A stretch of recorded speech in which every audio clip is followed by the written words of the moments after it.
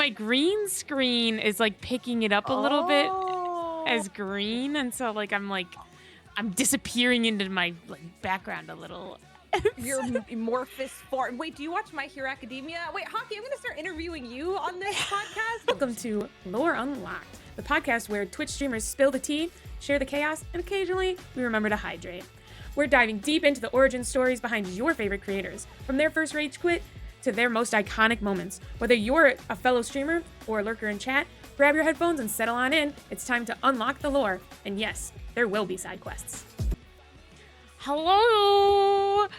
We're here! We made it! We made it all the way from Japan to the US! That's right! Oh my gosh! Hello! We made it!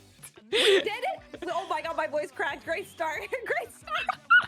Hello, everyone. We did it. I professionally speak for a living, and my first sentence is my voice cracking. Excellent. Hockey, I'm so glad to be here with you. Thanks so much for having me. Hello, hello. Oh god. We made it. But my green screen is like picking it up a little bit as green, and so I'm disappearing into my background a little. Your amorphous form. Wait, do you watch My Hero Academia? Wait, Hockey, I'm gonna start interviewing you on this podcast. I just started watching it. Yeah. I'm on. Wait, let me tell you where I'm at. Okay, I'm at episode 26. So they just did the Olympics thing, or what's that called? Is it the Olympics? Yeah, the tournament, the sports tournament. Festival. Yeah. They just did that. So that was very interesting. Your journey is just beginning. Yes. My little brother has seen all of it. So my brother was like, okay, where are you in the episodes? Because after I'd only watched 2 or 3 episodes, and I was like, oh, I'm here, and he's like, has he told you how the power gets passed on yet? And I go, I can't remember if I fell asleep to that or not. And he goes, okay.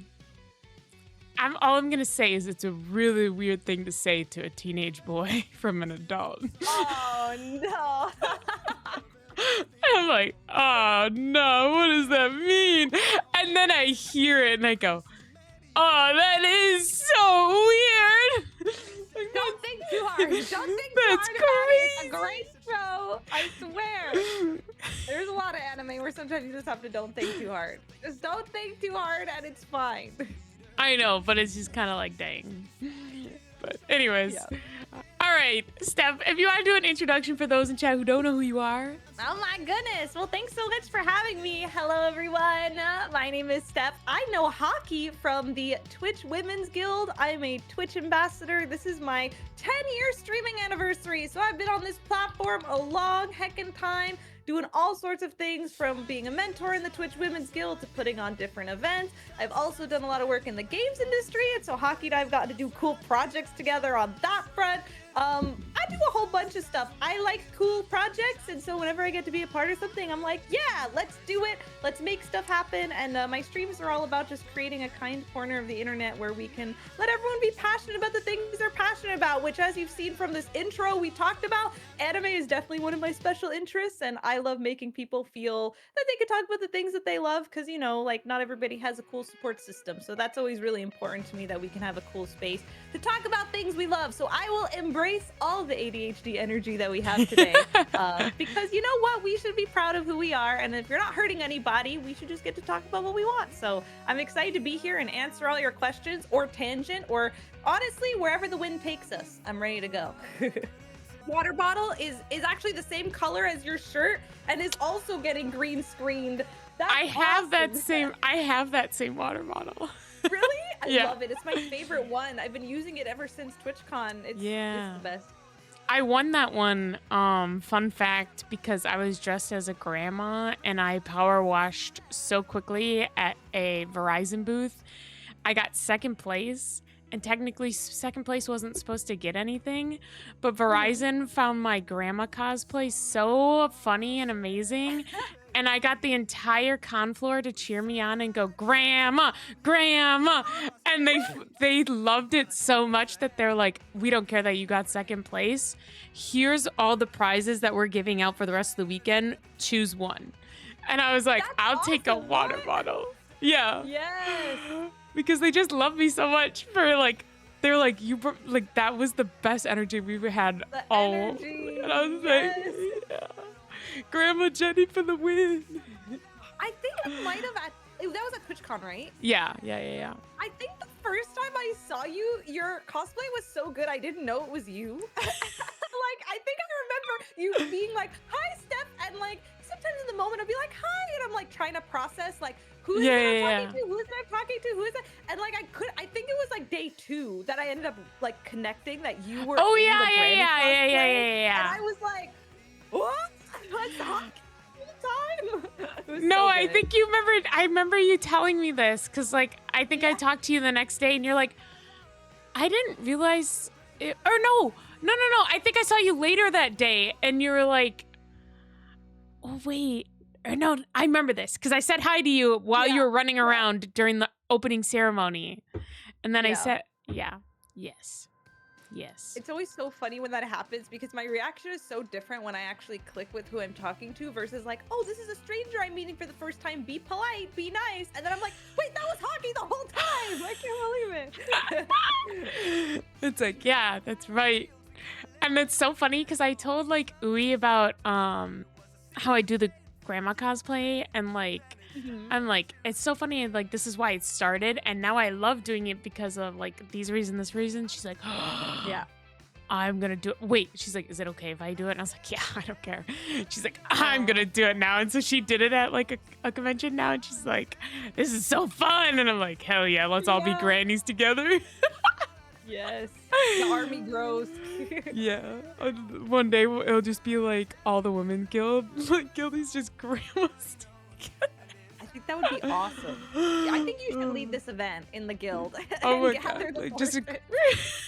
a grandma meetup. Yeah. Yeah, that'd be awesome. I'll message Tactical Grandma. I'll be like, what do you think about if I got all the women's guilds? Dress up and do a grandma cosplay. Would you wanna meet up for that? Like, I know you're actually like Tactical Grandma, but like, what do you think? What do you think? Why are we here? We're gonna unlock some lore besides grandma lore and TwitchCon lore and anime lore. So back in their day, you said you've been on the platform for 10 years. What kind of got you started into streaming, and did like anyone inspire you to start streaming? Oh my gosh. Well, for one, it's so interesting to me to see the way Twitch has evolved and changed over 10 years. So much has happened, and also how people got into streaming was a long story. So first, I don't know when you started streaming Hockey, but did you know about a little phenomenon called Twitch Plays Pokemon by chance? No. I started 5 years ago, but I don't know if I know about this. Okay, so this was like, it went viral at the time in 2014. It was a channel that synced up Pokemon Red to the Twitch chat API so that anytime any chatter put like up, down, A, B, any of the buttons that you could play like on your Game Boy, the character would make that move. And so this, like, we're talking in 2014, getting 100,000 live views was like insane. Like, it was like super viral, and me just being like, fellow Pokemon fan was like, what the heck is this? That's like really awesome. And you know, at the time, like, I had a YouTube channel. I was posting videos in like 2009. So I was always aware of the internet, and I was a very early adopter to being on forums, finding friends who like anime, finding people to play Mario Kart with on like online forums and stuff. Like, I was always messing around with that. But it was in 2014 that I learned what Twitch was through this event, and I was like glued to the screen, and I was like, whoa, the fact that everyone is like working together live and then coming up with like stories and memes based off what happened, like the fact that it took like 9 hours for the character to like move one route, you know, and Oh people my would like, God. it kind of reminds me of like Castaway, where you know, like you got Wilson, like you start naming the volleyball like to get through like the monotony of everything. Like people would like call like the Pidgey be like Jesus and like all this stuff that was like really silly. So anyway, that's what introduced me to Twitch. And so from there, like I would say I spent about like a year and a half to of just like watching Twitch, watching Minecraft streams, watching Pokemon streams, watching variety of stuff, and just kind of learning about what live streaming culture was like. And then, yeah, in 2015, I did my first stream ever, which was Undertale. And the reason I got into it, at the time, like, I wasn't really like, oh my gosh, these people are doing this streaming career. Like, I'm going to do that too. It was more so like, ooh, this is a really good way for me to screen share with my friends because there wasn't a lot of good tech at the time. Yeah. Like, we had Skype, but there was kind of like delays or whatnot. God, and so really, I wanted to play Undertale and show my friends, and it just felt like streaming was like the best avenue to do that. So I would literally just like make a stream, go live, and then tell my friends like, oh hey, can we all like hang out like in a call? Like you could watch the gameplay through the stream, and we would all like chat and hang out. And it was, you know, for a long time, it was literally just me and my friends on Twitch doing the thing. And then slowly, like, names who weren't my friends would like pop into chat here and there, and I was like, oh, I can make new friends from the internet? Okay, that sounds fun. Like, that sounds cool. So that's what kind of got me really into it and enjoying streaming. And then I would say it really kicked off for me when I moved to Canada, which was in 2016. So I started in 2015, was pretty irregular. But when I moved away from all my local friends. And so streaming was a really cool way for me to keep connected with everybody and also just make new friends, because when I moved countries, you know, it's like a big, even though between US and Canada wasn't the biggest culture shock, It still like, is. uprooting, you know? Yeah. Yeah. So then I started doing that, and then the moment I got my first like Nintendo capture card to like play my Pokemon games, like, you know, wire it to my computer, do that was like end of story, because then I got obsessed with streaming, because I was like, oh my gosh, I just find it so fun to be playing Pokemon and making other friends who love Pokemon. And then the rest is history from there. I could probably podcast about that a whole separately entirely, but that's the condensed version of that.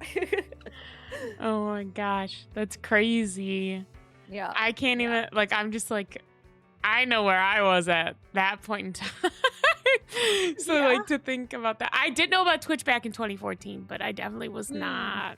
Nope, I was playing hockey. I was not thinking about hockey? Oh, yeah. That's your lore. Oh, that's awesome. We do a lore swap. I don't know if you've done this on your podcast, but can I get your streaming origin? Can we trade? I have said it before, but yeah, I started like in 2020. I'm a COVID streamer. I did know about Twitch. I never really came on. I went through college. I have like my master's degree and everything. So like I did all that fun stuff. I did like the stereotypical like go to college, get a job, blah blah blah. Yeah. And I'm like, damn, I could have been in like a Pokemon and just like stopped doing college and blown up possibly and just done streaming. Honestly, as much as I joke of like, oh, if I would have just done streaming in college, like how like Pokemon like literally went to school for I think it was engineering. Engineering degree. Yeah. And then like stopped and like just did content creation full time. And I joke about that. I'm like, oh, I could have done the same thing, like stop, because Pokemon is the same age as me. Like, oh, I could have stopped and like, boom, whatever. I'm like, I don't think I would change anything about how I like did stuff, even though like, yeah, I could be like a freaking millionaire or whatever, blah, blah, blah, if I would have had the same path. I'm not saying I would have, whatever. Yeah.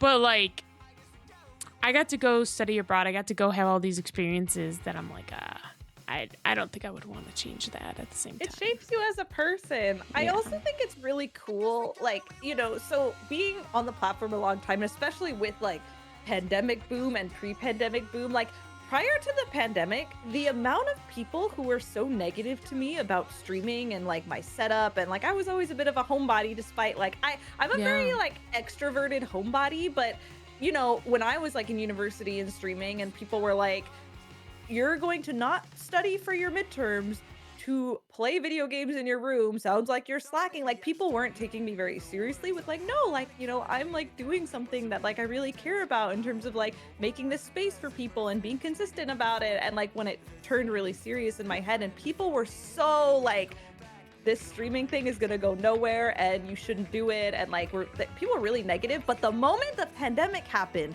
the switch so many people had of like, how do you get your webcam so clear? Oh, now I get why you have so many monitors, and like that's really convenient and that's really cool. And like I'm happy now. I mean, I'm not happy that the pandemic happened, but as a streamer, it was cool to see like more of a respect for a remote working setup and for a lot of the online activities that I was doing that people used to really not get it and understand and like show respect to. And like, I feel like with the pandemic, not only did more people get into streaming, but just the general populace became a lot more empathetic to remote working and just different, like even accessibility needs of like having resources available online when you can't go into an office and things like that. And I think that's really cool.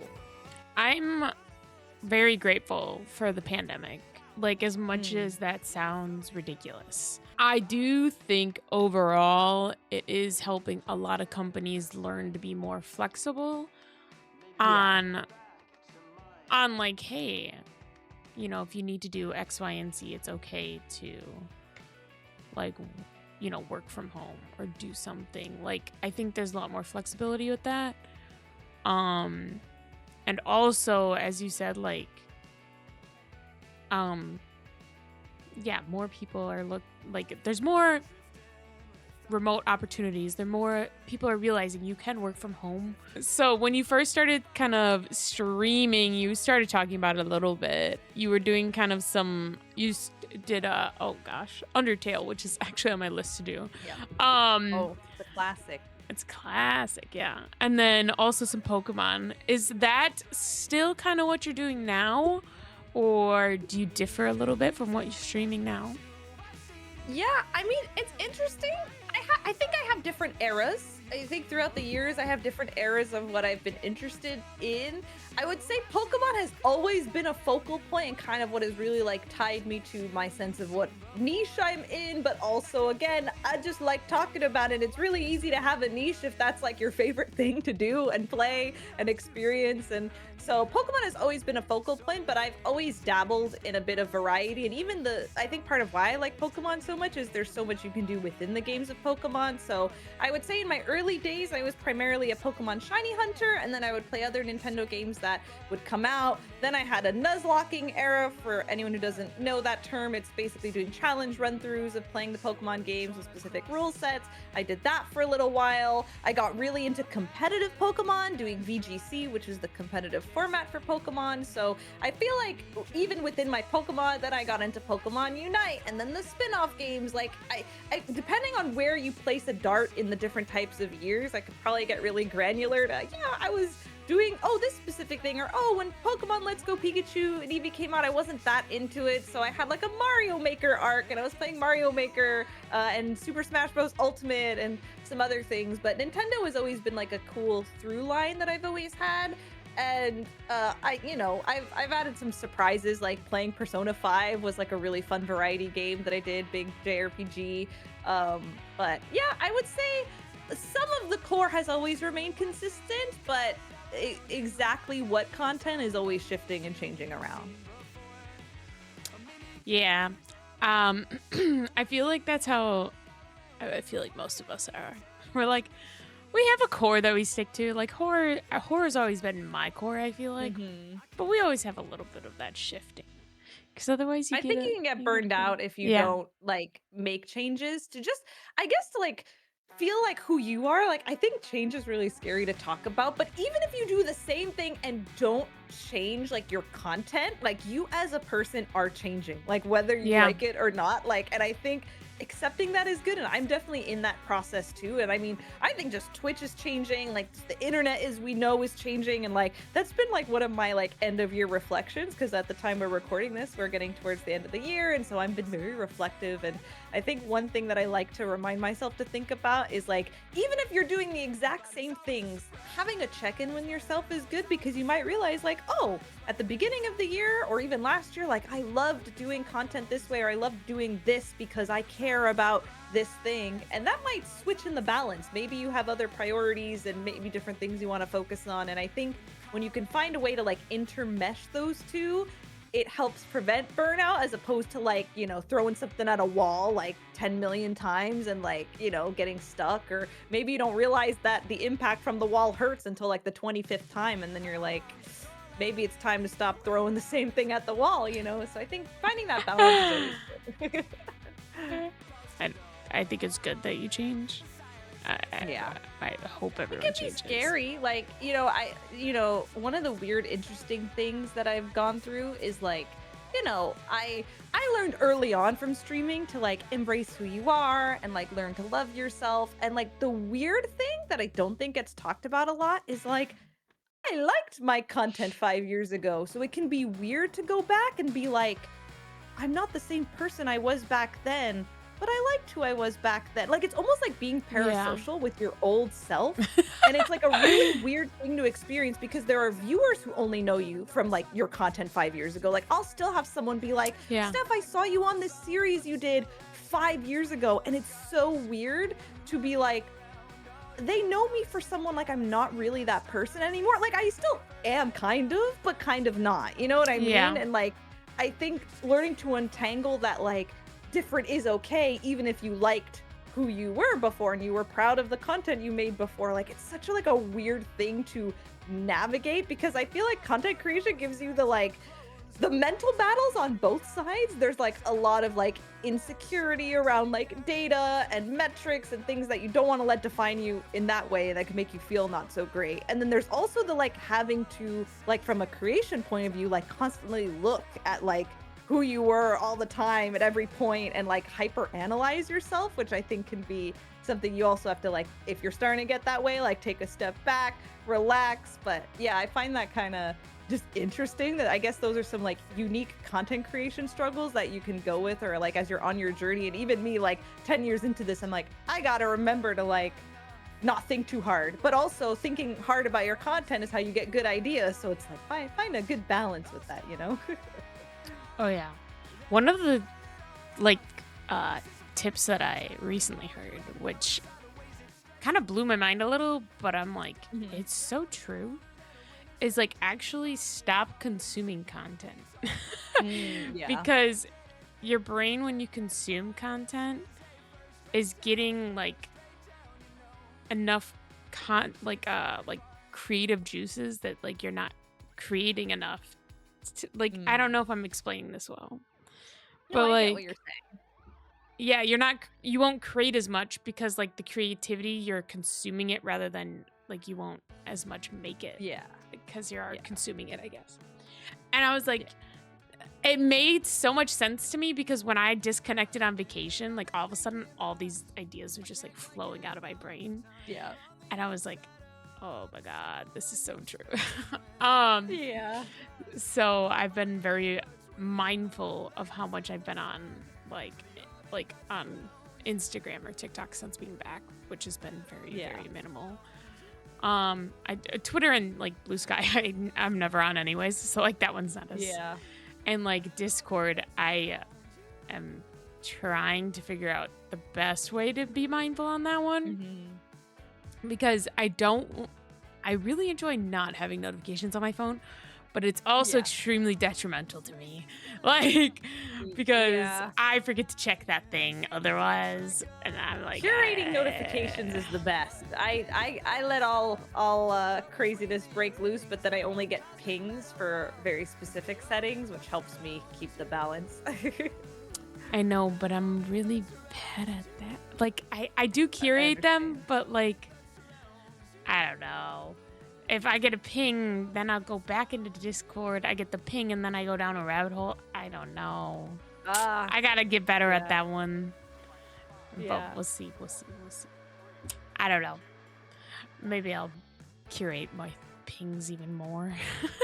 Well, yeah, it's a hard balance, right? And I mean, you figure out what works for you. For some people, I think it is just like only check Discord at specific times. I know for me, if I get a ping and I'm like, oh, this wasn't urgent, then I go in and I mute the channel. Like I'll be like, oh, got ping, mute channel, check later, you know, or make a note in my phone to check this later type thing. But you have to be, you have to like the process for yourself, you know. Or sometimes I will literally message someone and be like, please message me again because I'm gonna open this, but now I'm gonna go focus for a bit. Can you just send me something I won't open and then I'll open it later? That's true. As I've been staring at a notification since we've started, because there's someone who messaged me. Like, someone messaged me, like, right before we started. So, like, there's been a notification. And I'm just like, hello. That's the other thing is I hate having notifications. So, like, I'm like, but that's just me. I hate having the little red dots. Like, I'm just like, get these little red dots away. Anyways, I feel like there was another thought I had in my brain, but it's gone. So I'm going to go on to the next question. Anyways. Let's do it. What is like the reason or the purpose behind why you stream? And like, is it maybe different from when you started streaming to maybe now? Like, has it changed? Because I know for some people, it may have. Yeah, it's a great question. And I think everyone should ask themselves this question if you're ever starting to feel burned out, because going back to your why can help out so much. So for me, you know, going back to my original story, like initially when I started streaming, it was just to hang out with my friends, and I didn't really think a lot of anything deeper. But it was really this one moment I had, I would say it was maybe a year into me streaming, and I was starting to make, you know, new friends and like honestly build a community where I started to make a Discord server. And like, again, I wasn't really thinking of it how like now I think people approach content creation with a lot more business mind of like, you know, I'm gonna do it in this way and be efficient in this way. Like I made a Discord server because I'm like, oh, if people want to know when I'm streaming and talk, and like it's a place where it won't dox my personal information, like Discord seems great, like let me make friends in a Discord server type thing. It was very casual, like in my head. And you know, there was a day that somebody was like going through like a hard time, and it was like a mix of me and like other like Twitch chat members who were just able to make this person feel better. And like I remember that this person was somebody who had a 10-hour time difference from where I was, like someone who I never would have met otherwise. And like I remember just feeling like, wow, like we're able to like come together and like make someone who is having a bad day just be a little bit better. Like something in my head just clicked that like, whoa, okay, what I'm doing with Twitch is like way more than just like playing video games. Like I can actually help make a space that can like be supportive to people and like give a support system, you know, of course within boundaries. I'm not a therapist or anything like that, but like I can help create a support system for people who don't otherwise have like a way to play games with friends. Like maybe they don't have people who will support them in like playing video games. And like, you know, I was bullied like as a kid growing up, so like I'm like, wow, like if my younger self could have had a place like this, that would be so awesome. And so that for me was when like streaming changed from like I'm doing this thing, like, you know, I'm playing video games, having a good time, to like, wait, I can actually have impact and do something really meaningful and be really like intentional about the kind of community that I'm building, and make sure that everybody is really kind and welcoming, and like create a place that like my younger self wished that they could have had growing up. And so that has since that happened in maybe 2016 or 2017, like that has always been like the number one reason I love streaming, why I love the Twitch platform, is because like live content can give you the ability to do that and like have control over that space. And as much as it can be a safe space for other people, like it can also be like my escape and like my happy place where like this can be a safe space that I make for myself. And if I really enjoy it, I can help make it something for someone else. So that's my big reason for why I like to stream, is to be able to create that environment for both others and for myself too. When I first started, I literally was like, I'm here to make friends. And sometimes I wish I could just go back to that a little bit, because I feel like so many people have made it into like a business mindset that it just like affects like I don't want to look at it as a business. I want to look at it just as a fun little hobby thing. I would love to like make this into a career, but like right now, let's just have it for funsies. Kind of fun stuff. I'm out here just trying to like, you know, have a good time. And I feel like everyone is out here like, okay, business. And yeah.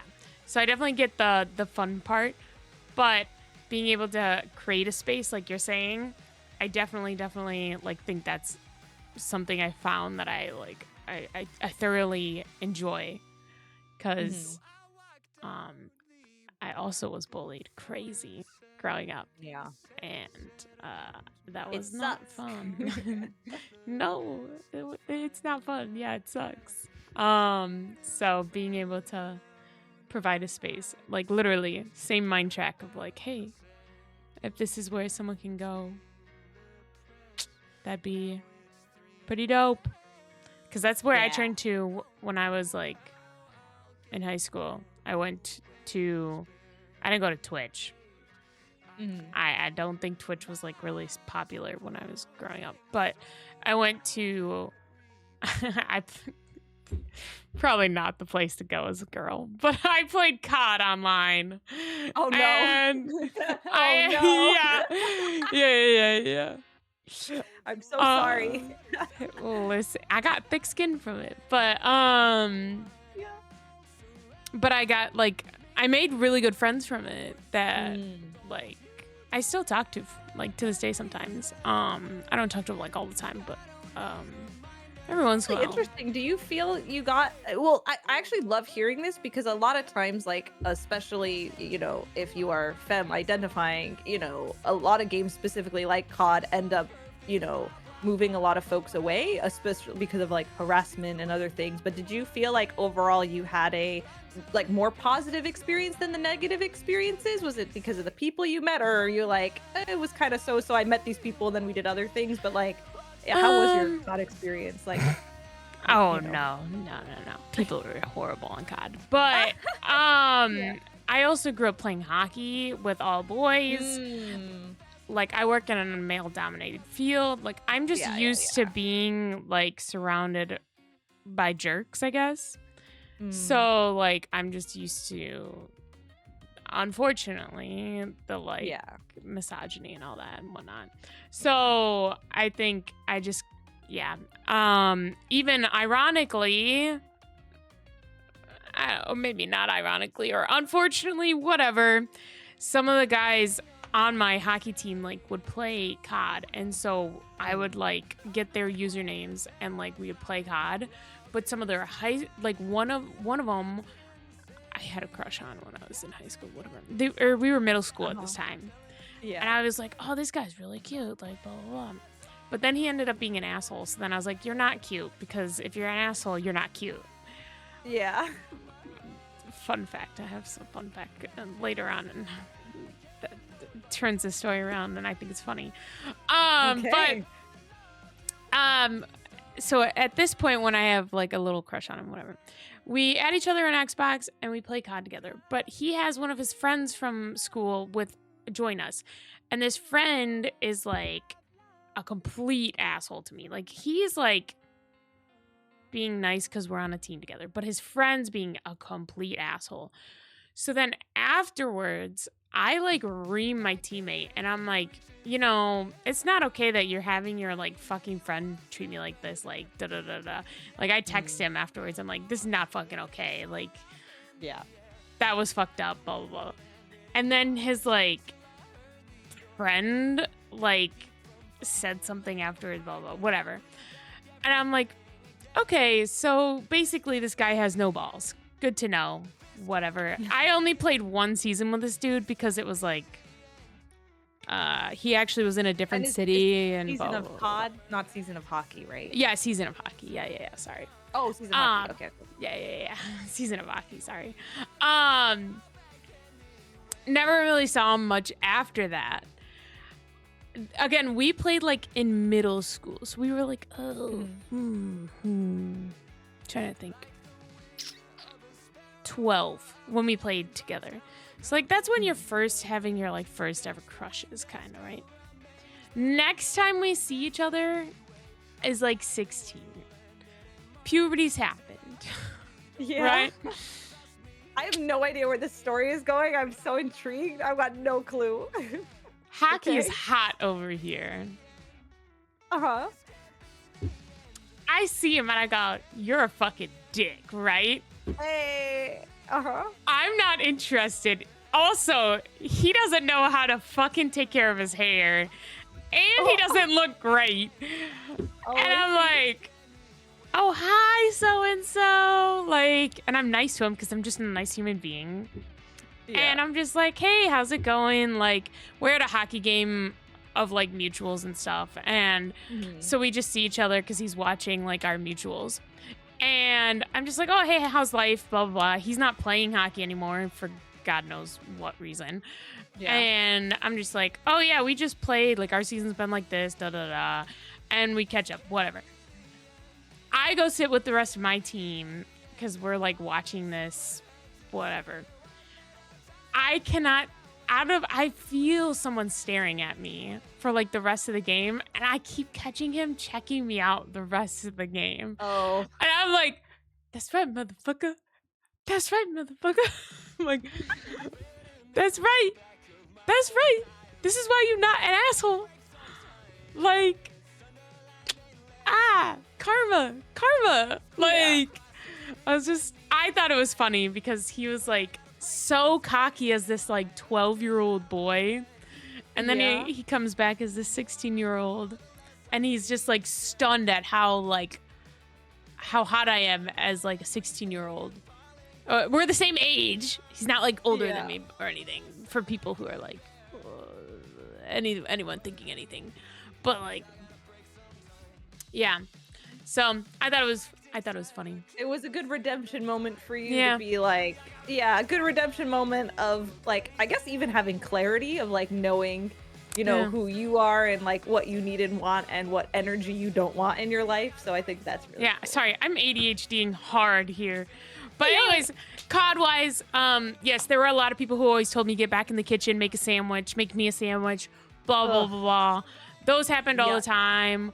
But I also had a lot of people, like, that actually, there was a lot of men that actually taught me how to know my self-worth in COD at the same time. Like, there was a lot of grown men that are like, hey, like, men shouldn't be talking to you like that. Like, I actually was hanging out with some guys and I thought they were like kind of around my age, like not people I knew in real life, but like on Xbox Live or whatever. And I was like, oh, these guys seem cool. Like I had met them through like playing like on COD or whatever.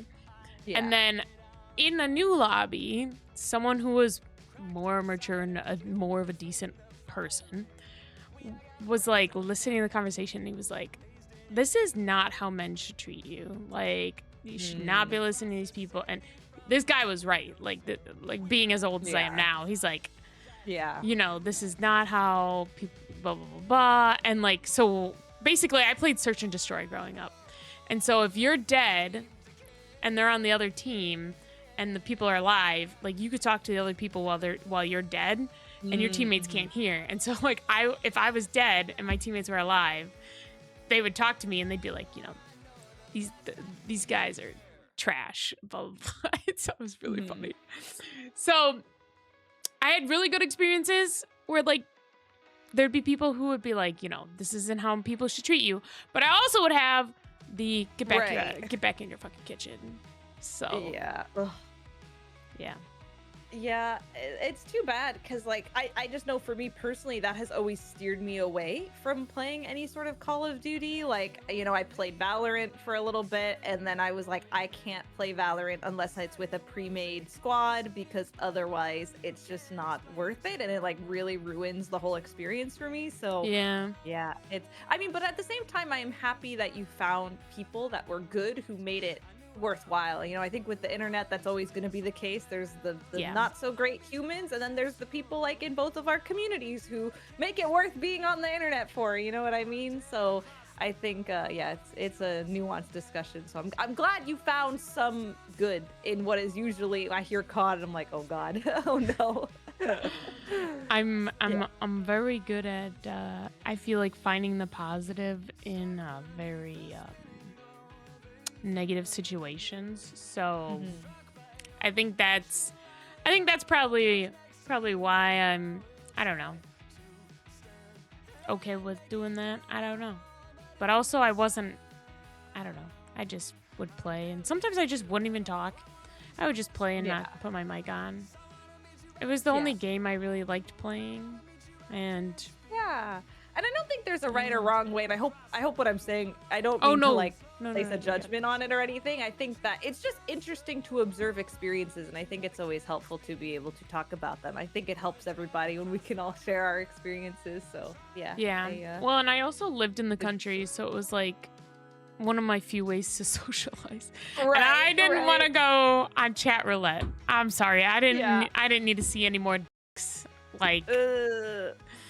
that's what I don't know No who's thanks. been on chat roulette, thanks. but that's basically all you saw. So that's did you ever do like Omegle or chat roulette or any of those things? Only when a YouTuber who I knew was like, I'm gonna be on this. And I tried it once to connect with a YouTuber I looked up Oh to. my God. Other than that, then I learned what inappropriate stuff goes on there, and I noped out of there. No thanks. Me and my friends in high school would literally, we'd do sleepovers, and that's what we would do. We go through chat roulette and Omegle. That was the coolest Oh my thing to gosh. do. And then sometimes when I was bored, I would do Omegle, like, or I wouldn't do chat roulette because that's usually where the most like people showing their Yeah. genitals would be. But like, I would do Omegle more so. I had a guy who would be like, I was talking to him, and I was just like, oh, blah, blah, blah. He's like, I have a surprise for you. And I go, if it's going to be your dick, don't even bother. And he's like, no. I'll be right back. He Oh no. comes back. Oh, what do you know? It's his dick. So I press the next button. And I'm Not like that. I'm glad it shut down. I'm glad Like- it's gone. Oh. I Okay, literally. listen, there's two wholesome things about Omegle. There were two YouTubers who I really, Marcus Veltri was a musician. Actually, all the musicians on Omegle were cool, who would just use Omegle to like play music for people. And then Harry Mack is like a rapper who does freestyle, and like that's like. That was cool, Omegle stuff. I hate people. I hate people who do what you're talking about. Where I'm like, oh. I please, think one of please me and don't. my friends were in one of those YouTube videos where like people, or videos, maybe like whatever, where people like go through people Surprise and they people on Omegle and with the Kinda. talent or something. Yeah. because basically, or do weird shit, because basically Oh. what happened was this one person joined, and to this day me and my friend will quote this to each other. This is one of my best friends from high school. We go into a chat roulette and we press like the next button, and the song comes on and it goes fuck, I just escaped my mind. Do you wanna see my peacock? Or that song by Katy Perry, like show me your peacock, right? And this guy comes out like dressed like a peacock kind of thing and does a dance and all this like crazy shit that is like funny, cool stuff, PG rated, like not dirty at all. Hilarious stuff. We were like, okay, you're either really bored and like just having a good time, or this is for some kind of video. And it was like, it was awesome. And like, so like literally me and my, like if that song ever comes on and I'm with my friend from high school, we'll be like, do you want to see my peacock? Yeah. And we'll just like look at each other and be like, oh heck yeah, like Yeah. and, like, it's ingrained in our brains. A forever. core memory now. Yeah, it's a core memory.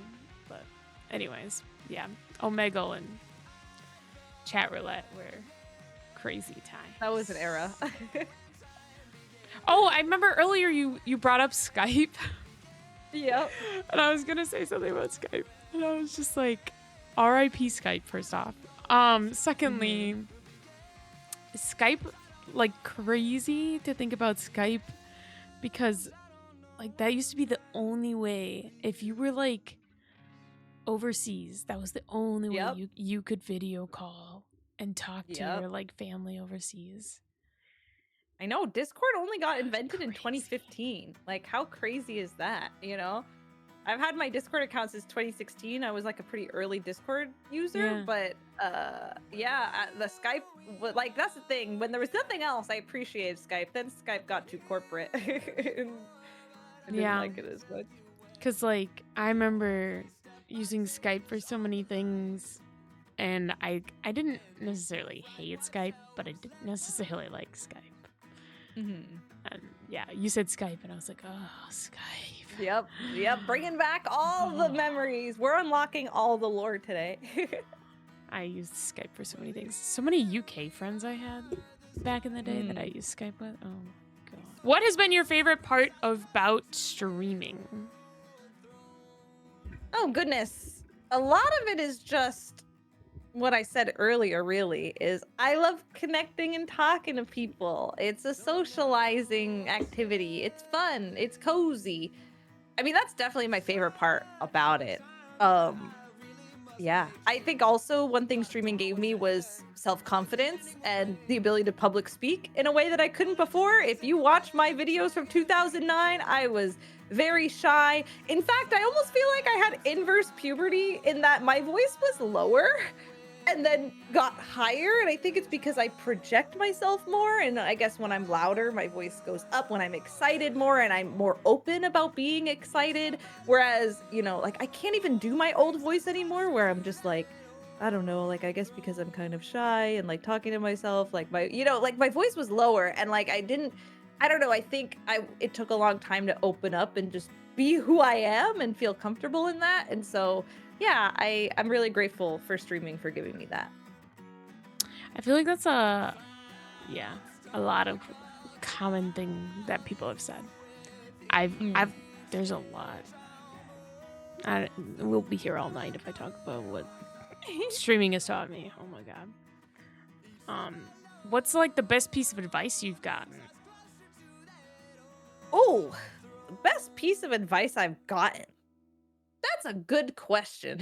What advice have I gotten? I feel for me, a lot of times I am very trial by fire. So because I started streaming so long, I think I've had mentors come and go in the space, but I think a lot of my biggest life lessons have just been through experimentation and figuring it out. So I'm trying to think like, what advice has someone given me that usually I'm just like, oh, I learned this. And I think when it happens to you, it sticks with you, the message. You're like, yep, I learned this way. I guess the best piece of advice, are we talking specifically with streaming and a streaming journey? You can go that way, but technically if you want to do life, you can do that too. All right. Well, I'll keep it streaming focused to have some semblance of a thread for our topics today. Yeah, I think if streaming is, I think the most important thing is to love what you're doing. And I think that if you don't, it will show through and be obvious. And like, actually, it was interesting advice that I saw I guess I agreed with it at the time, like early on Reddit, where it's like, if you want to get into streaming, if you get into it for the wrong reasons, like I want to go into streaming just solely to make money and like nothing else, or provide value, like, and I'm not saying there's nothing wrong with making streaming a business and going into it intentionally with that, but you have to keep in mind that a lot of people who are on this platform can stream for 10 hours a day plus because it's what they love. And like, you are going to be around peers who like really love what they're doing. So beyond like any of the logistics or like strategy or anything like that, just like be intentional about what you love to be doing or like to be doing. Or even in the case of like, if you don't know what you love yet and you just want to try, I think going into it with that mindset of like, just testing the waters, that can be enough of a motivation and a reason to do it. And that was really relevant for me with getting into casting. So I've had the opportunity to do esports casting, and that all happened because I just wanted to try something new. And so I said, I've never done casting before, but I have talked to a camera for hours at a time to pass the time. So I think that could be kind of an interesting experiment to see if any skills transfer. What else could I learn just to do something different? And you know what? Because I went into it with that mindset of like, I just want to learn and have fun, more opportunities ended up happening that way because I wasn't afraid to make mistakes and I wasn't afraid to just like see what happens, and then you end up building skills that you appreciate that you have. And then I got to cast for an actual game, and then I got to cast for Pokemon Unite, and I got to do all this stuff that never would have happened if I didn't just say, let me just do the thing. So in terms of advice, I think just not being afraid to start with like the first step is always like the biggest thing, probably for me. Yeah. Yeah. I think that's probably one that I've gotten that I would agree with. Yeah. Like, just do the damn thing. Yeah. Like, Do it. or on the same thread of like, if there isn't an opportunity, make your own, I guess. Yeah. Like, Yes. That's a big one.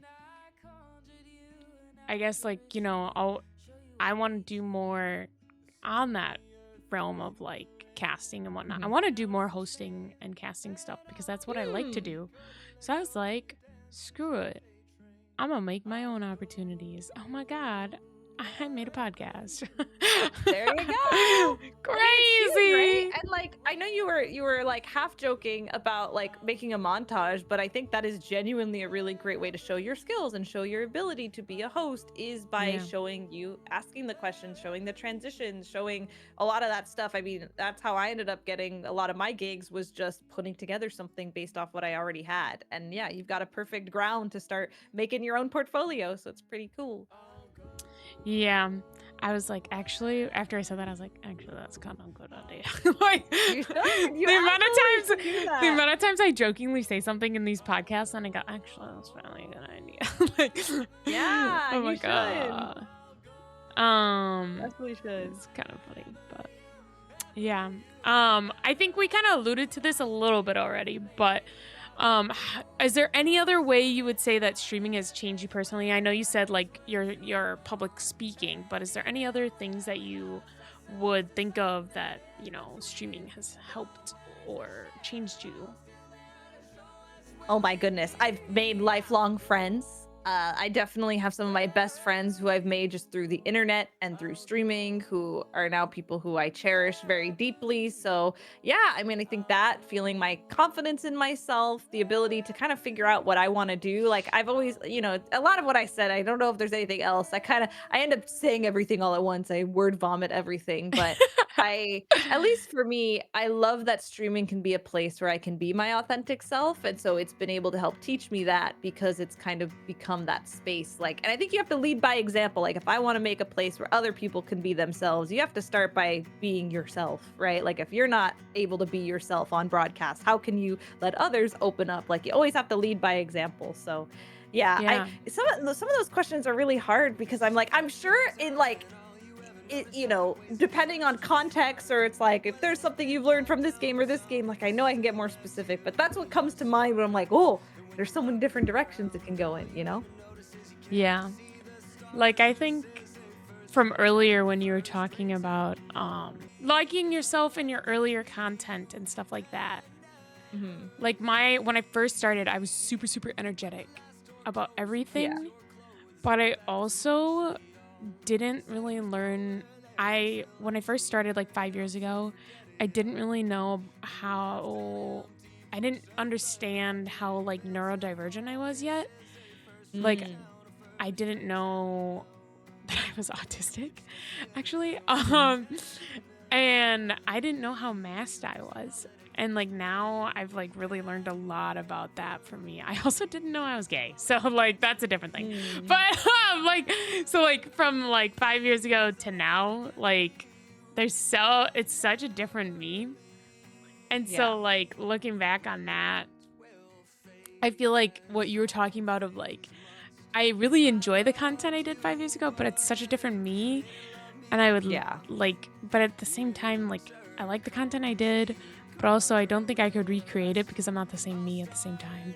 Yeah. Because it was... Oh, I mean, I'll get real with you for a second. I had to go through like a genuine grieving process that I used to be able to do like 12-hour streams almost every single day. Like I had an arc where, right now I'm full-time with content creation. Like, before that I had a stunt where I was working back in full-time doing games industry stuff. And then before that I had like a year where I was full-time, like my first year full-time. And my first year being full-time, I could do 12-hour streams almost every single day. I could marathon, do a 24-hour stream, and like over time with a mix of getting older, but also just wanting different things for my life. And also, there's so much more to do with content than there used to be. Like, you can't really just be live for 12 hours a day anymore and it work in the same way and be successful. And like, I had to like genuinely grieve that that lifestyle that I used to love, that used to work, that used to be like, that's how I lived. And I was so happy is no Yeah. longer what I want. And I still want to stream, but how it looks is different. And it was a hard time, and I think it's not always talked about that, like, yeah, when you're on the platform a long time, things are gonna be different. And like you have to be okay with the fact that you know what? I can be grateful for those times and be happy that they happened in that way and for all of those memories, and also accept that it can't be the same thing as it was. So like, yeah, I definitely went through it with like having to compare and contrast, and like, you make it through, and as yeah, it's always like an everyday thing. Like I think some days I'm better at being like, yeah, I've accepted it, and other days I'm like, oh, I'm having a hard time accepting it. It's a process, you know what I mean? I And the crazy thing is like you'll see like the like top tier streamers.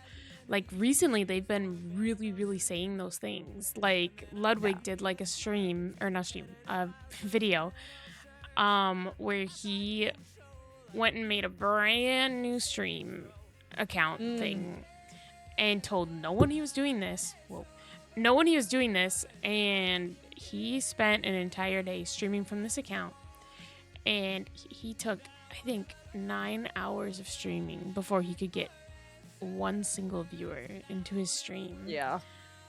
Because, like, he's like, oh my God. And then after that, he's like, I don't think I could actually get to where I am today if I started With how we streaming. did it originally. Yeah.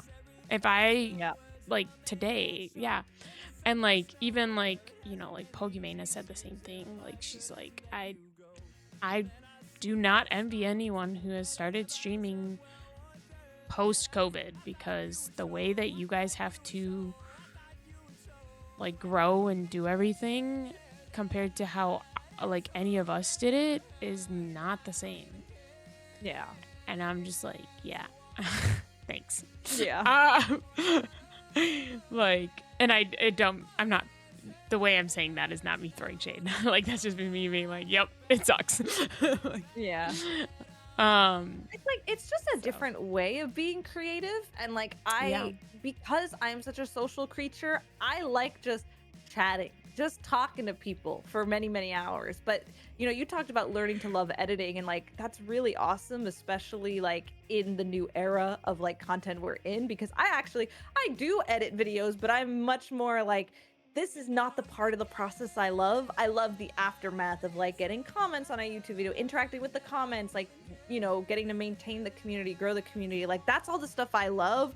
But now, like, the editing, and like, if you're someone who creatively likes to make the art piece of the edit, if you think of the video making as art, like, that is a lot more the type of creativity that you get to use, as opposed to, for me, my favorite way of being creative is the improv, is the way we're speaking to each other right now on the show, which is still very authentic and real. But I think of how I speak as kind of like the creative aspect of like, oh, how am I going to tell this story today? And like, that's the creativity I like. And that is no longer rewarded in the way that now making like a video asset is more rewarded on these platforms. I think of both now. Like, I literally think of both. Yeah. So I've got hi sweetie. Oh. I literally think of both now. I used to not like think much of it, and then I started doing shorts now, and like I started there for editing, and I started making myself laugh so freaking hard while I was editing shorts, and I was like, okay, these are actually kind of fun. And I started like just making myself laugh so hard. I was like, okay. And so then I really started to like editing because of that. And I was like, okay. And then I came up with some ideas. And so like now I have like the series that I started just because, and this is like passion projects for me, and I'm like, I don't care if they go nowhere, like whatever. It's just things that I enjoy, and it's literally like whatever. But like my other series that I've like am working on and has started that I do like every Monday, so one came out today, is I'm doing like indie band reacts. And so I'm reacting to like either a new band or a new song to a band I already know that's an indie band, because I really enjoy indie band music. And then also like I want to support indie bands because I think a lot of their music is insanely good, and like that almost none of them can like, you know, they can't pay like $1 bajillion for like marketing.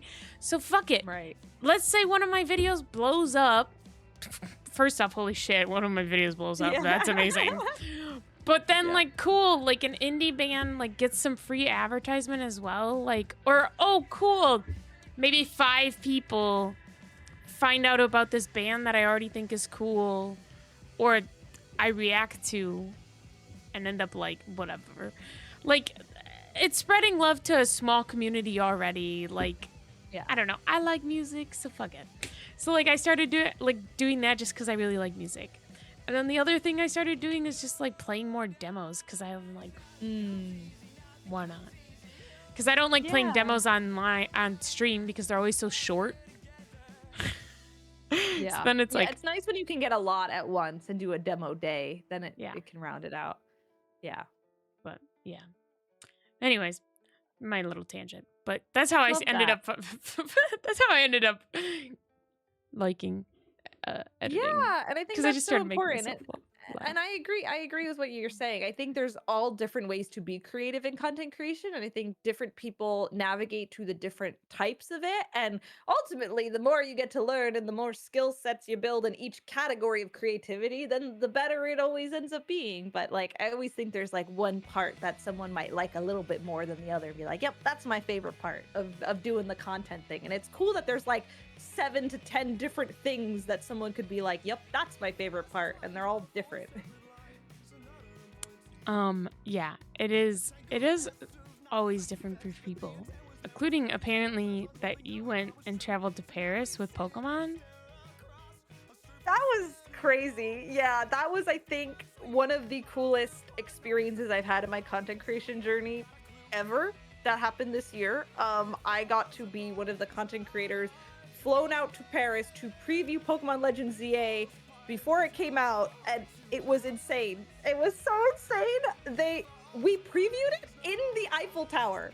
I can't explain like how that feels to have gone to Paris for the first time, to go into the Eiffel Tower, me being a Pokemon nerd, being like, oh my gosh, it's Prism Tower in the Kalos region, but it's based off the Eiffel Tower, and get to play a Pokemon game before it releases and get to make a review about it and put that out on YouTube and on socials, and like that was it's crazy. Oh, that appreciate you is so Stevie, amazing. For the support and love. Oh. I didn't even know about that, but that is it was really so cool. awesome. Steph does so much cool stuff I didn't even know about that. One thing that Steph didn't like, Steph kind of talked about it in her intro, but it's new this year is that Steph became an ambassador only recently. Oh yeah, I'm wearing the hoodie. Yeah. Yeah. So like Steph has had an insane year. An insane year. It's crazy. And I think, gosh, I know we've been getting all sentimental about like knowing who you are and find your cores and focus on your whys. And to anyone just coming in, we talk a lot about that. So stay tuned for the VOD, you know, and hi VOD watchers if you're like, I am watching the VOD right now. But I am, damn it. Yeah, but part of I think for me, one of like the biggest shocks about this year is like, believe it or not, mentally, I was having a bit of a rough year, you know, like very much confused about where do I want to be going in the direction in terms of my content. And like, I'm always doing something and I'm proud of the content I always put out, but you know, sometimes you just have those days where like you're not really sure where you're going and you feel really uncertain about a lot of things, and it, you know, and I feel bad about XYZ thing. I won't be a downer, you know, but you know, feeling like very doubtful about myself. And in that same year, when I don't have the self-confidence that, like I feel like I need to be successful. Some of the most like amazing opportunities have happened. So like I think you are always your own like worst critic, and I try to take things as signs of like just do what you love and like don't overthink so hard, because I would try to like literally reverse engineer like why would they even pick me? Like I don't know why they would pick me over somebody else, and like negative self-talk that you shouldn't have, but to be realistic, it happens to all of us, and like I was having like a really hard mental year, and it was like weird to grapple that like all these amazing things have happened and I feel so lucky and so privileged, and like I don't understand why they happened. And sometimes you just have to stop and be like, just do what you love. Like just do what you love and good energy will come back to you, and you just have to like believe in yourself and do the thing. So yeah, it's weird, right? It's weird. Like I feel really grateful. I feel really grateful for the year I've had, and it's like weird to be like, brain, don't be negative. It's been a good year. It's been a good year, So Yeah, I posted on Instagram like a recap of my year, because the end of this year, if I sit there and I think about my numbers, I'm like, wow. And I'm like, hold on. Let's stop and think back to this year. I'm like, I had so many good things happen this year. yeah. And you're just being negative about the last like 1 or 2 months. And it's like, okay, let's stop being like this. And also, it's not all about the numbers. But like sometimes you can get in your head about that. And it's just like, get out of your head. Yeah. Hockey. Oh my like, gosh, get out. one of my favorite things that I love to do around the time of the end of the year is like make a list of W's, is what I call it. And it's literally go back through the whole year, and you have to pick one thing per month and be like, what was I proud of? What was I proud of that I did this year? And a lot of times you end up remembering things you forgot you did. Like for me, I look at my Google Calendar because that has a lot of stuff, and I'm like, oh yeah, this happened. Oh yeah, this happened. But you have to like consciously do it, because it's so much easier to remember negative things when you go back. And then like I always feel so good after I do that. I'm like, you know what, it was a pretty good year. I mean, there's always ups and downs with every year, but like it's good to teach yourself about the positive things that have happened. That's true. I agree with what Sweetie's saying. You hosted some amazing and wonderful events this year. Heck yeah, you did. Heck yeah, you did. I like that you were also snapping with the snapping emoji. We did that. I don't remember events. I remember the Pride one that I had hosted. That's about it. Oh, well, TwitchCon. And oh, you're always doing cool things. Literally this morning you hosted a really cool workshop for the Women's Guild. Oh yes, within the guilds, yes. I'm thinking yeah, my brain is like thinking public facing ones. Like I'm like public facing wise, I'm like yeah. I mean, you've done, I mean, I think your PAX streams that you got to do were really cool. And other events, other stream events you've done. But even if you can't, I know we can't always go into the specifics about things that are guild specific, but you do a lot of really cool things for the guilds. And I think that should be celebrated and appreciated. So yeah, you're cool. Anyway, that's the end of that tangent. You're a cool human. Look at all the amazing things. Okay. This is not about me. Hey, I will say though, like, even when I first started this like podcast, I did not call it podcast at first. I was like, I'm starting this series because like in my brain, I was like, I can't call it a podcast. Like, it's just me inviting my friends on to like talk about things. And then after like several times, people were like, it's a podcast, Hockey.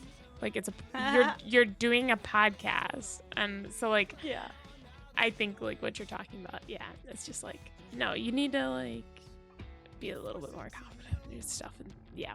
Yeah. But yeah. A lot of it comes from within. And if you can do that, cool things happen. Yeah. But, so if you saw yourself in 5 years future time, what would you hope your streaming life would look like? Oh my gosh. Okay, I'm gonna be so extra with this question, and I'm Do it. sorry in advance. And that is because I am someone who has a lot of anxiety, and I've been very real on this podcast. I actually don't find it very helpful to think about a 5-year plan, and that's specifically because I think my default state is to like over plan and be like, oh my gosh, what are the risks if I don't do this for my future? And I'm very like anxious in that way. So Yeah. the one thing I promised myself is that what matters most to me is that present Steph is having a really good time and that I have a reason for doing what I'm doing. Yeah. And so I know this is a non-answer and this is kind of annoying.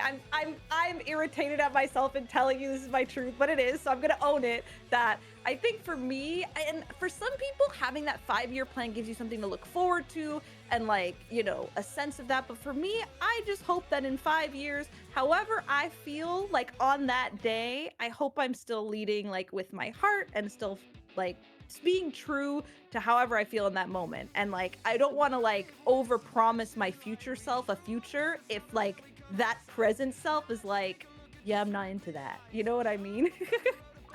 Yeah, I think that's still a good like answer because I when I get asked like where do you see yourself in 5 years in like a job interview, I hate that question. But Yeah. like this was I liked just asking this one because like I feel like a lot of people have like, oh, I want to be like, you know, if I could like just tell you where I could be possibly, like Yeah. yeah. A lot I of think people for me, have I'm so imaginations. like, I let my feelings and my heart like decide things. So I'm like, I don't want to overpromise. How I feel in the moment, I will know, you know? But I mean, Yeah. in general, I think, you know, I think again, once you've decided on that path, I think it's like, okay, yeah, it'd be cool in 5 years to have done XYZ thing. But I think for me right now, I'm just like, I just want to make sure that I'm happy and that I'm able to be doing what I love and keep that as like the main focus, you know? And then you can get granular. But I guess for me, that's like more of like when you actually want to talk strategy, it's like, all right, if you want to get into strategy, but even then 5 years is too long. I'm like 1 year at max at a time. No, for real. 1 year at a time. 5 years is too When long. I was talking It's too goal much. setting today, I was like, I literally only set goals for 1 year because I don't know what I want in a year up sometimes. Yeah. So I definitely get that. But okay, what has I been know, your? so, yeah. Or sorry, go ahead. Okay. No, you keep going. What's been your like biggest challenge as a streamer? Ooh, I've said so many already. Let me think about this. Ooh. Oh, hi Rainbow Pikmin. Who knows where the world will be in 5 years anyway? True that. Ooh, biggest challenge. Loss. I mean, for me, it's mostly I think what I said before is like the mental struggles that you can go through, whether that is like comparing yourself to numbers. And like, I think it gets really weird because there's a part of me that likes strategy and planning and like looking at how can you better improve your stream. Like there's like a level that's fine and is fun.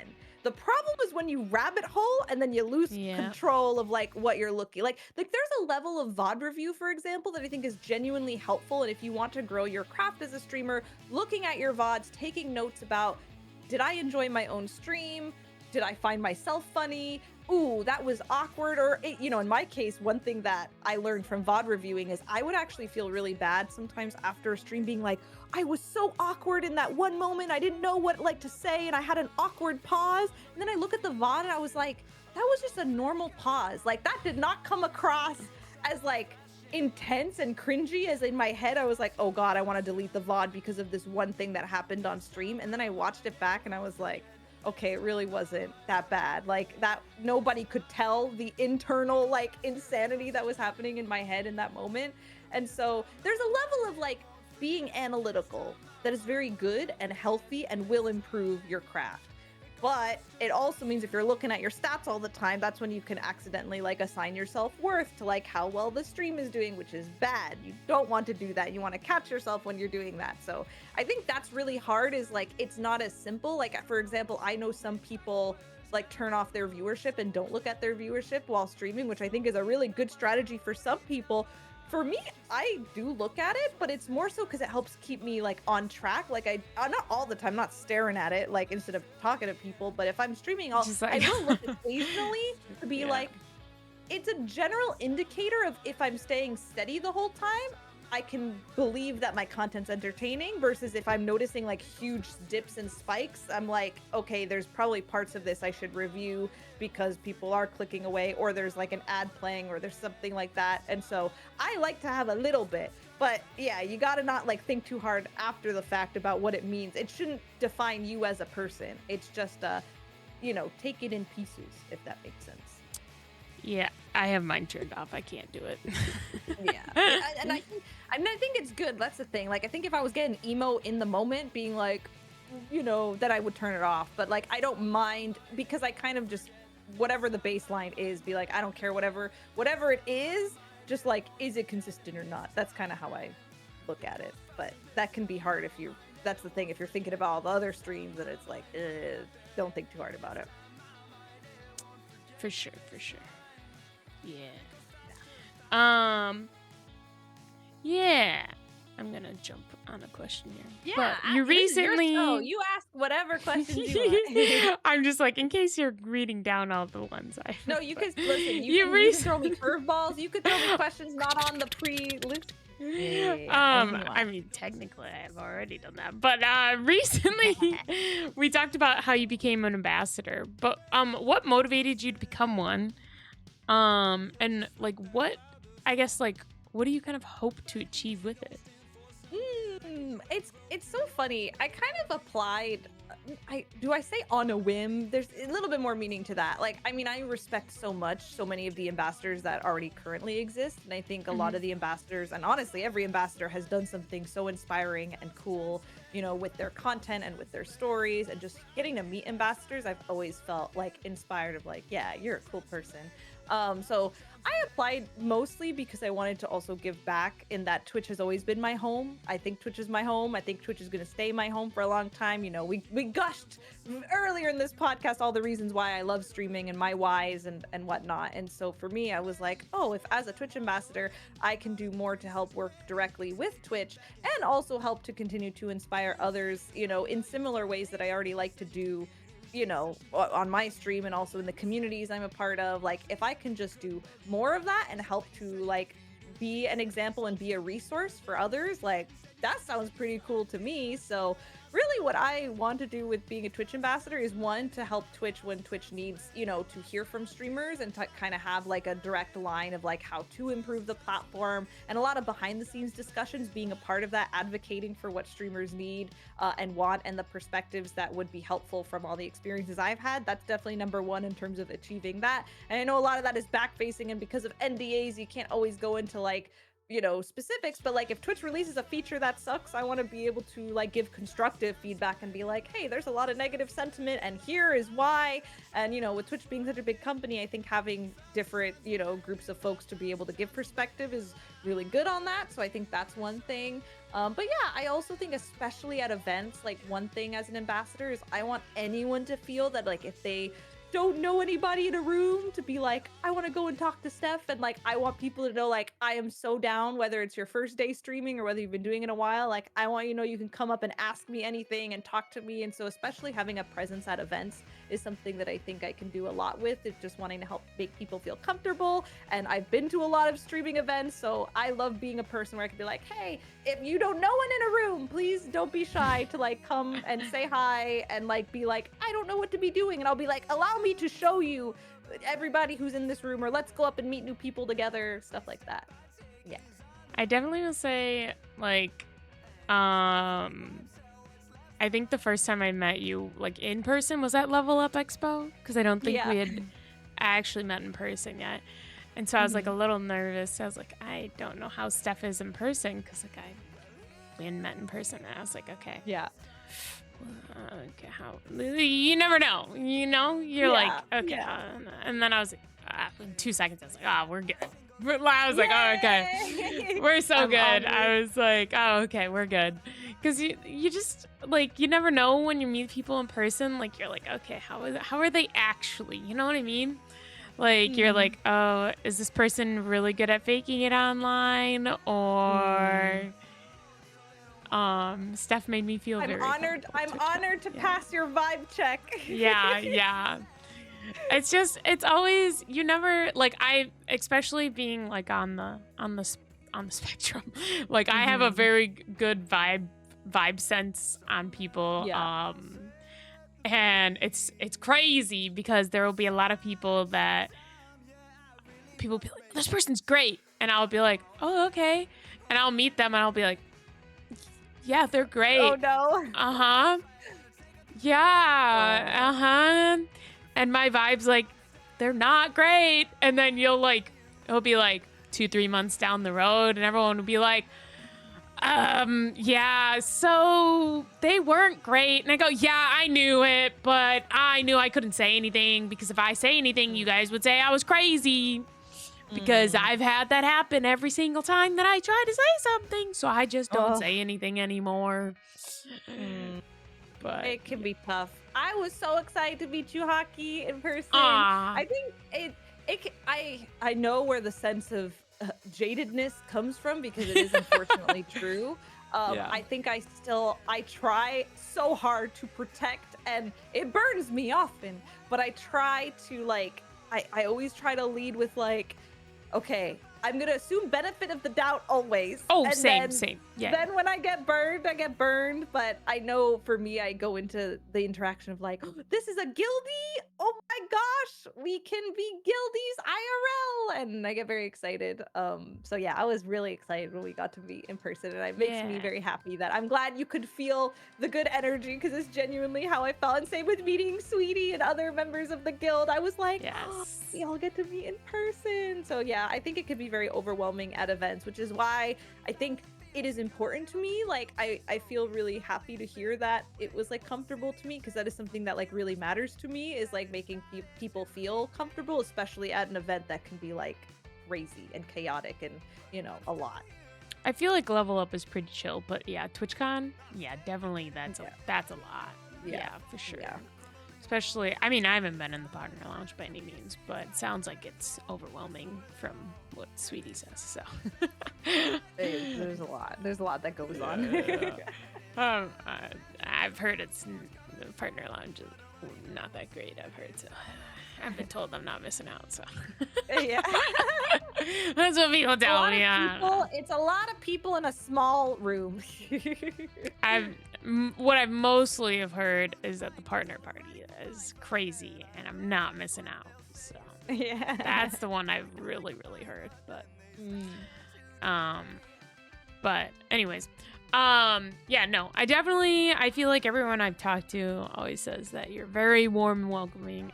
So yeah, so don't worry, you're definitely giving those vibes off. So I'm honored. Aw.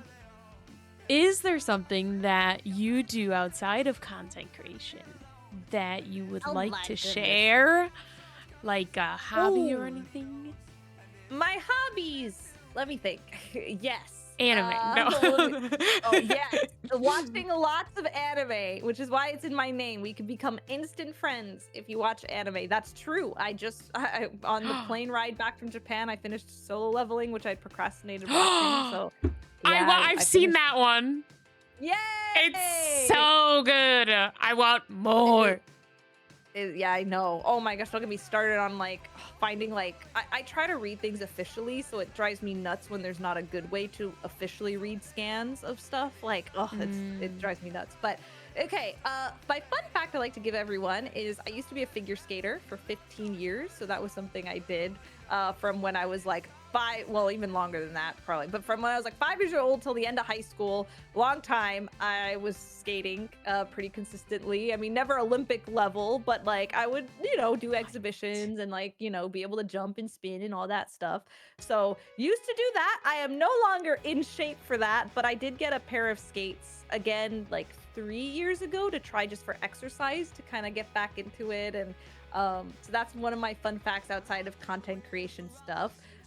Video game off-stream activity currently is the horse girl game Uma Musume that I've been playing a lot Oh my of. god! So I don't stream it, but I know a lot Yeah. about that game. So if someone talks to me about it, you will unlock a new side that someone would be like, Steph, are you sure you haven't streamed it? And I'm like, nope. Only once, and it was before I knew how to play the game. Now I am very addicted, and it's my off-stream game of choice right now. I love that. Yeah. The only reason why I know what that game is because I think it's because of those clips at TwitchCon of the one guy like slapping his butt, yeah. I think, or whatever. Yeah. Yeah. Oh, it's a very fun game, and it's also very wholesome, but I've been enjoying that. I'm trying to think what else. It's so funny because when you do content creation, like, so much ends up blending together because I think content creation is a bit of a lifestyle choice. So, for example, it blends nicely. I think going to events is definitely one of my hobbies, but I've kind of added content creation reasons to it. So, like, I used to, before content creation, I just went to anime conventions and I went to PAX just for fun.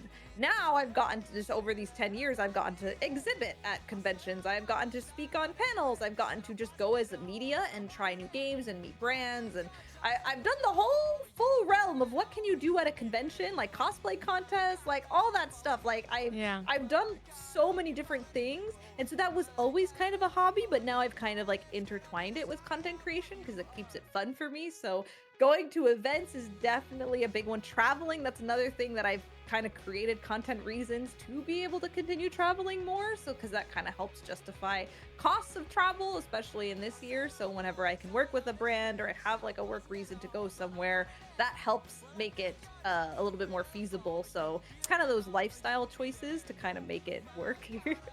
Stuff like Absolutely. that. Oh gosh. Oh, speaking of anime, my it's a little, I guess this is a lore for you, but not really.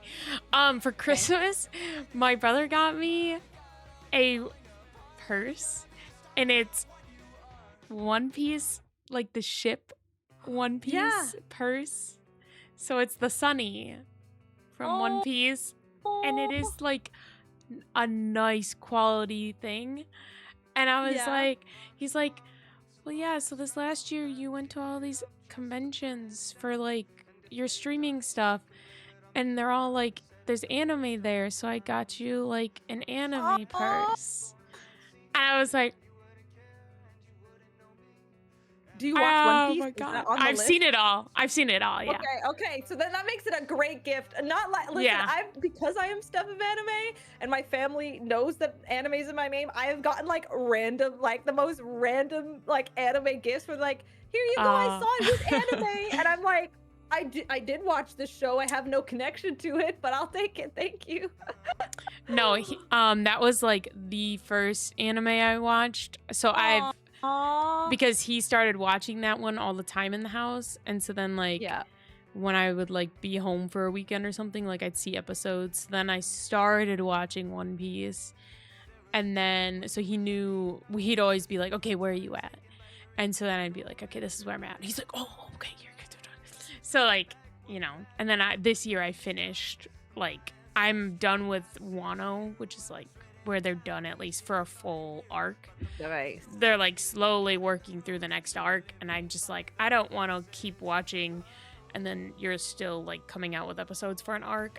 I want to wait until you're done with binge an it arc at the same time. Yeah.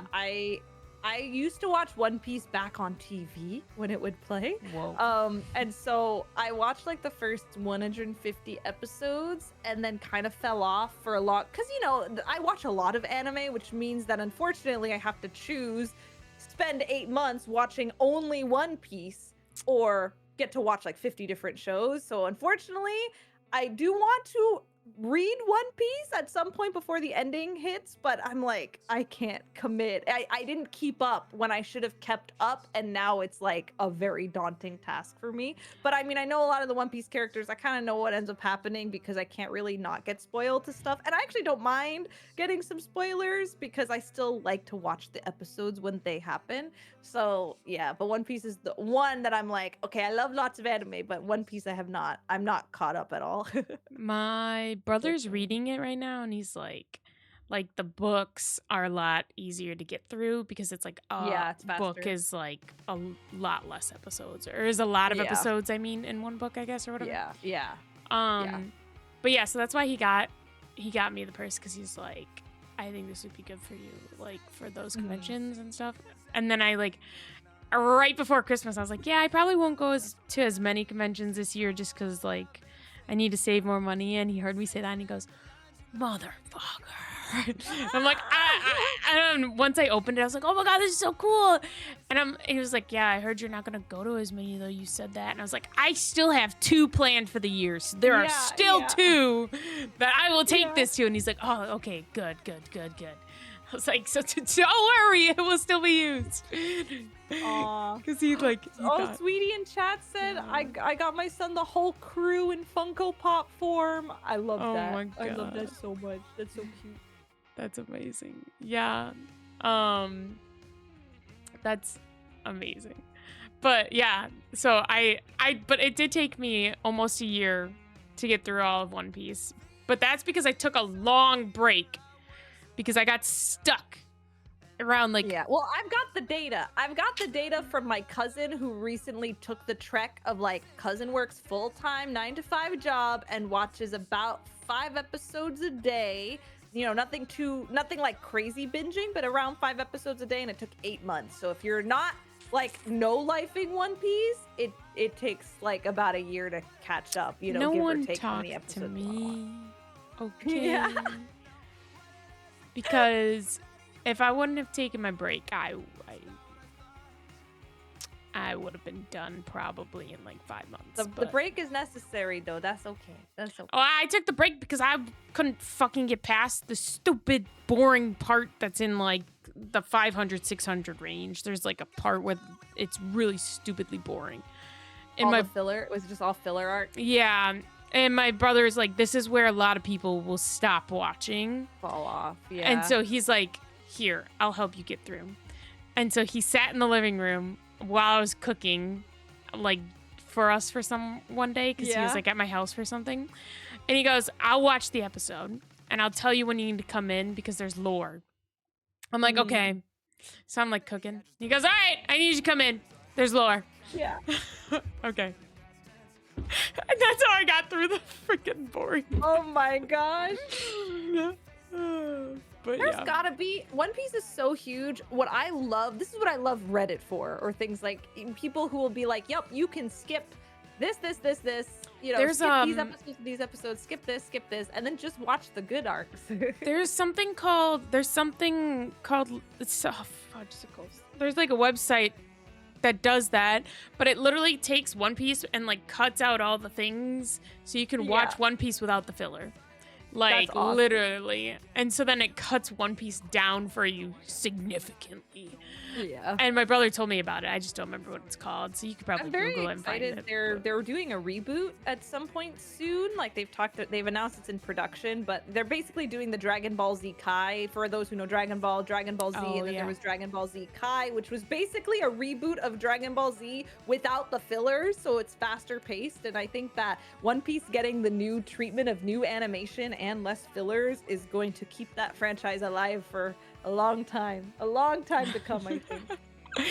But yes. Anyways, okay. And then the last question. If you had an unlimited budget, what is something you would do for like a content event? Ooh. It can be anything. It can be like a charity event. It could be like an event that you just think would be fun to do. It could it could be anything. That's a great question. Okay, let's get really fun. Okay, if I had like unlimited budget, it would be so cool to fly out a lot of my friends from like all different parts of the world who I just know who are content creator friends and do like kind of like a marathon stream, like in like, I don't know, rent an Airbnb somewhere in a really cool location and like set up a stream setup and you know, rent out a castle. Yeah, something cool. You know, I've been very fortunate to be parts of some in-person charity events, so I always really love that kind of energy of like getting everyone together to do something for a charity event. So it could be cool to like really upscale it somewhere cool, like I don't know, like some island or something. But then we gotta make sure the internet's good. So maybe I'd pick like Hokkaido. Oh my gosh, maybe I'll find somewhere in Hokkaido. Hey, we have an Japan. unlimited budget. We'll just like rent That's a fucking right. satellite out. It's fine. You know what? Maybe we'll bring everyone to Hokkaido and do an adventure and scale up what I did, which was I did a couple of streams where I IRL streamed from Hokkaido to find like the locations that inspired the Sinnoh region of Pokemon, which was really fun and cool. So I've done that on a smaller scale of let me bring you on my phone, you know, and let's go on an IRL adventure. But it'd be cool to like have a bigger budget and have friends who are all there and like make it all happen at the same time. That'd be pretty neat. That sounds fun. That's so cool. Yeah. What would you do with an unlimited budget? Do you have a dream thing you'd make? I have so many ideas. Yeah. So I guess my my idea for today is I would do an amazing race around the Ooh. US, but streamer edition. Oh, that'd be fun. But that's my idea for today. I'll do one maybe every podcast. If you add this, if you have this question every episode, you should just give a new idea every That's episode. that's what I'm gonna do. Oh, heck yeah. All right. We're ahead of the curve here. Excellent. I usually don't answer because people don't ask me, but maybe going forward I will. I'll give one. I maybe it's my interviewer inside of me that I'm like, no, you. I want to know the answer to your question, all these questions. Yeah, it's fun. no. I always have like ideas in my head, but I never actually say them out loud for that one. But yeah, I think if I had an unlimited one for at least my idea today, like I think doing an amazing race would be fun. I think that sounds so fun, but also terrifies me. But that's because I'm not like active, so I'm like, oh gosh, what would be the physical challenges of like a race? But you would have to adjust them for streamers because I know streamers are not that fit. Like I'm aware. I'm aware. Yeah. I'm aware. I should. If only speedrunning in video games could give me stamina IRL, that'd be so great. I could be like, I'd love to get faster because I speedrun games, and then that makes me actually faster. That'd be my awesome. god. That's like a movie. That's a movie scene. Okay, anyways. Yeah. My brain is just like, wow, I just thought of a movie plot there. Oh my god. Yeah. Oh my gosh, now I want to write this down and make like an actual thing. Okay, my brain is thinking. Listen, you should write it. You should spiraling. write down fun ideas. I'm Oh, spiraling. if only Uma Musume training trained me IRL. Oh, that would be so good. Oh, if you don't know about the game, yeah, you get stats. You train them in speed, stamina, power, you know, all that stuff, and they do running or like powerlifting or whatever it is to train your horse girls. Oh, that would be. Oh, I wish I could just be in bed and gain muscles. You're like, Can I say would something be really crazy. fast before we wrap up? I'm Yeah. not the host, but I vote Go yes. Oh, that was sweetie. Yeah, sure. What do you want? Yeah. Oh, Of course. I'm getting engaged. I didn't know if Steph said that outside of. I was like, Yeah. I was gonna say it earlier, and I was like, I wasn't sure if that was outside the guild or not. So then I was like, Thank you for checking just in case. Yeah, everybody knows. Thank you. Aw. Sweetie, I appreciate you. I appreciate you, Hockey, for the kind words too. Thank you. oh, it was on her Yes. Insta. Okay.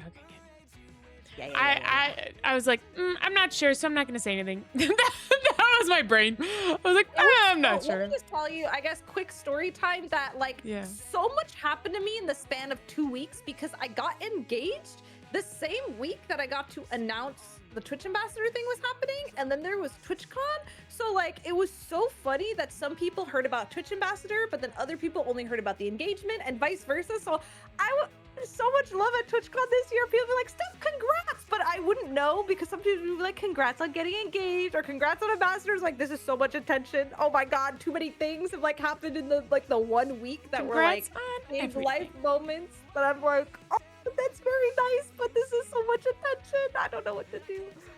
That was very funny. Just everything, okay? Just everything. It's weird when the universe is like, yeah, in this 2 week period, just let everything happen like then. Like this week, it was crazy. Yeah. Yeah. Oh, Just so good much. times. I was like, so every time people were like, congrats, I was like, for what? And then I would get different answers. And I was like, oh, thank you. That's really nice. Yeah. I literally was like, oh my gosh, oh my gosh, oh my gosh. Like every time I feel like I went and, like online, I was like, Steph has more news. Oh my gosh. Which There's is a lot. amazing. A lot happened. But I'm just grateful. I'm just grateful to be here. I'm grateful to have gotten to chat with you, Hockey. Thank you for Yeah. having me today. I appreciate you it. coming on. And that's today's lore officially unlocked. If you'd like to join us for the live recordings of these podcast episodes, feel free to drop a follow over on Twitch. If you like these, feel free to subscribe to the YouTube channel, hit that like button. And if there's someone you would like me to do a lore unlocked with, feel free to leave it in the comments. And also just let us know what you thought in the comments. We're logging off, but the lore lives on. See you next time.